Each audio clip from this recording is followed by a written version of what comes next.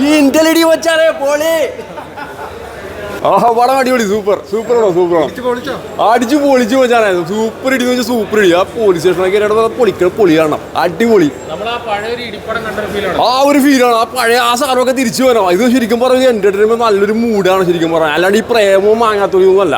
നല്ല കിഡിനെ ഇടി എന്ന് പറഞ്ഞാൽ പച്ച പച്ച ഇടി, അടിപൊളി. ജോജി കലക്കിയിടില്ലേ, പൊളിയല്ലേ, അടിപൊളിയല്ലേ. കിന്റലടി വെച്ചാലേ പൊളി.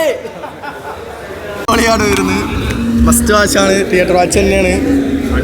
അടിപ്പടം എന്ന് പറഞ്ഞാൽ ജോജുവിൻ്റെ കംബാക്ക് ആയിരുന്നു, ജോസേട്ടൻ്റെ കംബാക്ക് ആയിരുന്നു. ഫുൾ അടിയായിരുന്നു, എല്ലാം അടിപൊളിയായിരുന്നു.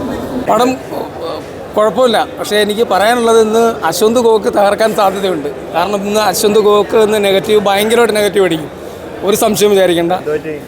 അത്രയും മോശമായിട്ട് പറയാൻ സാധ്യതയുണ്ട്.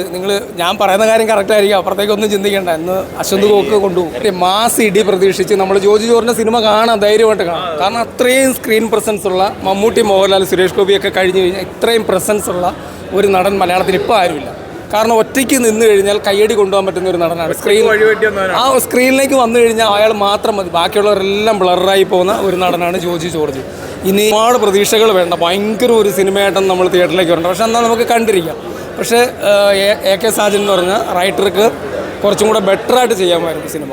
കുറച്ചും കൂടെ കഥ കുറച്ചും കൂടെ നല്ല രസമായിട്ട് ചെയ്ത് പഴയ സിനിമകളുടെയൊക്കെ കുറേ റെഫറൻസുകൾ കയറി വരുന്നു. സിനിമകളുടെ വാഴുന്നൂർ, ലേലം, പത്രം പോലുള്ള സിനിമകളുടെ കുറേ റെഫറൻസുകൾ നമ്മൾക്ക് ഈ സിനിമ കാണുമ്പോൾ കയറി വരുന്നുണ്ട്. ആ സിനിമയിലേക്ക് നമുക്ക് കൊണ്ടുപോകുന്നുണ്ട്. ഒരു സിനിമ കാണുമ്പോൾ നമ്മൾ വേറൊരു സിനിമയായിട്ട് നമുക്കൊരു കമ്പാരിസൺ ഉണ്ടാവാൻ പാടില്ല. ആ സിനിമ എങ്കിലും നമുക്ക് ലയിച്ചിരിക്കാൻ പറ്റുള്ളൂ. ഈ സിനിമ തുടക്കം തുടങ്ങി നമുക്ക് സിനിമയിലേക്ക് നമുക്ക് പൂർണ്ണമായിട്ടിരിക്കാൻ പറ്റുന്നുണ്ട്. പക്ഷെ അതൊരു ചെറിയൊരു പോരായ്മയാണ്. അത് മനസ്സിലാക്കി കുറച്ചും കൂടെ ബെറ്റർ ആക്കാമായിരുന്നു.